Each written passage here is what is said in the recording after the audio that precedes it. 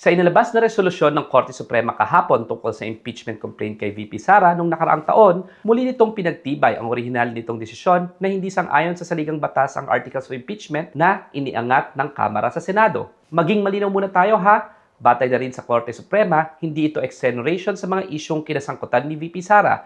Sa madaling sabi, hindi pinawalang sala si Sara sa mga paratang sa kanya ayon sa confidential funds, corruption sa DepEd, pag-hire ng assassin para patayin ang presidente, First Lady at Speaker of the House, organisadong patayan ng Davao Death Squad nung siya ang mayor na ipinag-utos niya di umano at iba pa. Nananatiling procedural ruling lamang ang naging pasya dahil hindi ito nakasentro sa paghatol sa mga paratang laban sa kanya. Gayunpaman, nais kong ibahagi ang ilan kong obserbasyon bilang isang abogado at mamamayan. Una, retroactively applying the definition of session days goes against the basic principle of fairness. Tinukoy ng korte na ang session days sa konteksto ng Article 11, Section 3.2 ng Saligang Batas ay tumutukoy sa mga calendar day kapag nagkakaroon ng session ang mababang kapulungan. Ang paglilinaw na ito ay tila nag-iba sa naunang pagpapakahulugan na tila ginawang bagong patakaran. You cannot punish or disqualify based on standards created after the fact.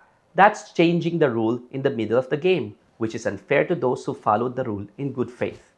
Second, while the court recognized that impeachment is urgent and takes primacy over ordinary legislative actions, it nonetheless overly judicialized its resolution of the issues and chose to prioritize procedure over ensuring that an impeachable official will face the very serious accusations against her.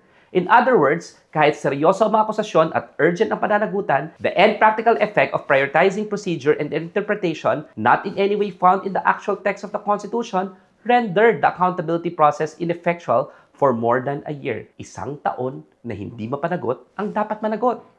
Third, and this is critical, tandaan natin na ang impeachment ay both primarily legal and political.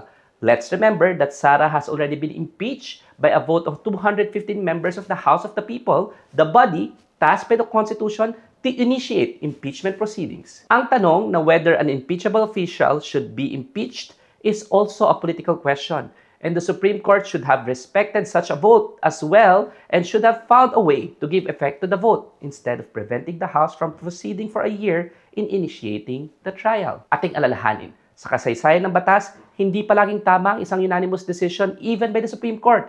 Kaya, mahalagang suriin ang anumang hindi pagkakaunawaan. The Supreme Court, like any human institution, is not free from error.